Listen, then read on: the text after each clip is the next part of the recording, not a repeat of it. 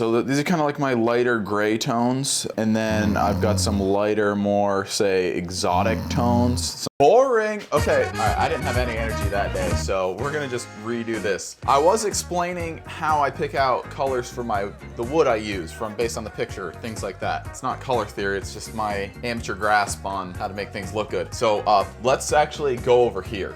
So this is my map cabinet that I made, and this houses all of the stock for my shadow boxes, right?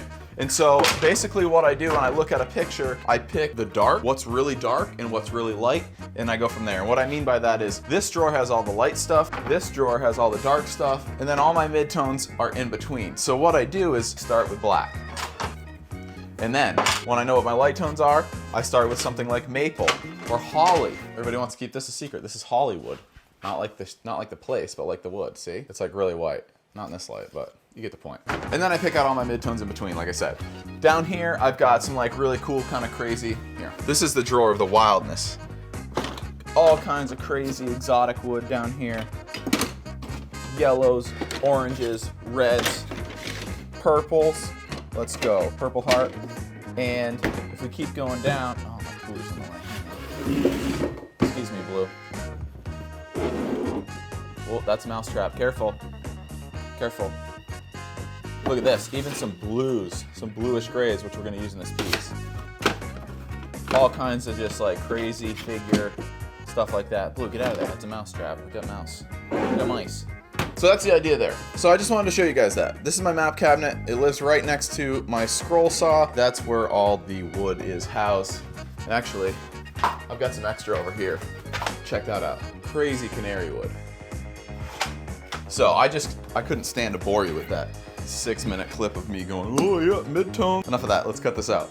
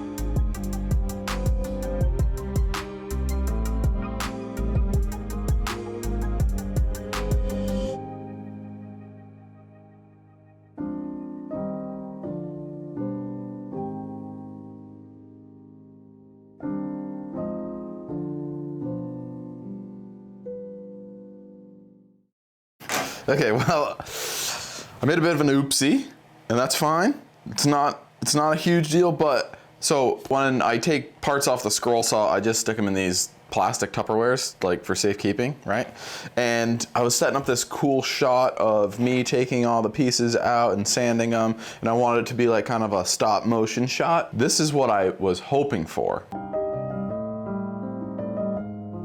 But then when I got towards the end of that time lapse, you know, this thing was heavy with wood and now it became lighter, and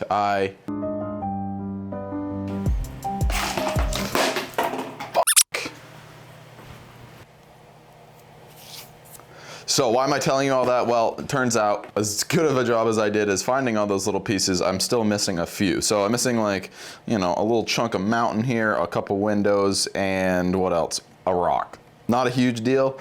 I just need to go and cut those out. I'm gonna go cut those out. Then I'm gonna put some finish on this. And then next, let's pick out a frame, put this thing together. I'm really excited about this one. I think it's just gonna be like very realistic and cool looking. So let's do it. Right, back to it. So Let's see. I'm actually, if you're following along with the series, I am actually in the process of making the frame for the regatta, which, yeah, if you watch the second part of the series, you're like, wait a second, that was already done. But when I make frames, I make them all at kind of once, so I can just batch them out. But I still want to give you kind of an inside look at the frame making process. We'll do a little bit more in this video and then show you the finishing process. I don't really know yet. Pro tip though, so I ended up running out of walnut, but check it out. I just glued on a 1/4-inch piece of walnut to a piece of maple. Part of me wonders if this would be an advantageous method because maple's a little bit more stable. I don't know.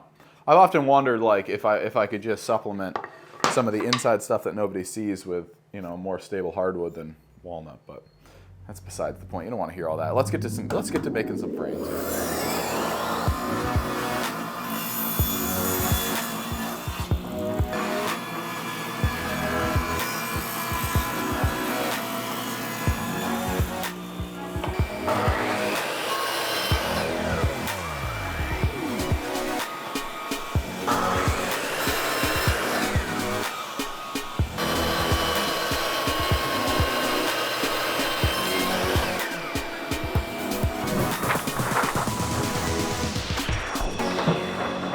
All right, we're all cut. Onto my favorite piece of kit here. Spring clamps, spring miter clamps, whatever you want to call them. I've got videos about these things, but if you're into picture frames, these are lifesavers. They're the easiest way to glue things up and get really tight miters. So, you see my miters? No gaps, always, and that's because of these babies. Well, and because of my fancy saw I've got there, but mostly because of these babies.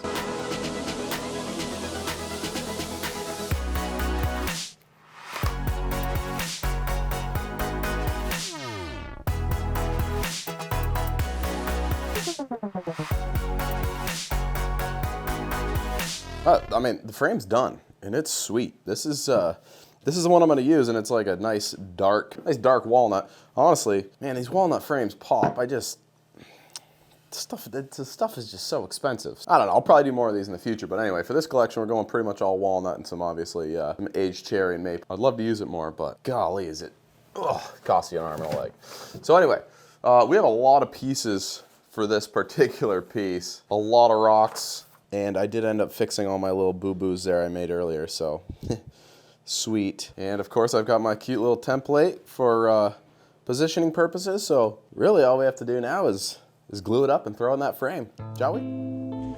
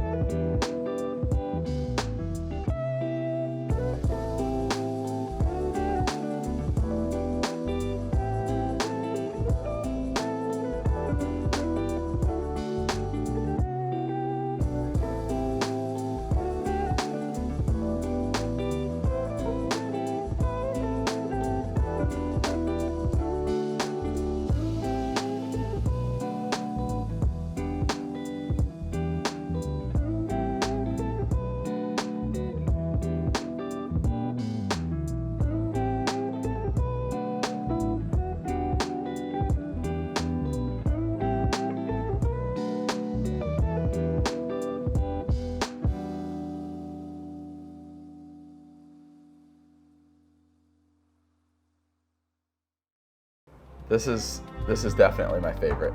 I just decided. The picture, it works, so check it out.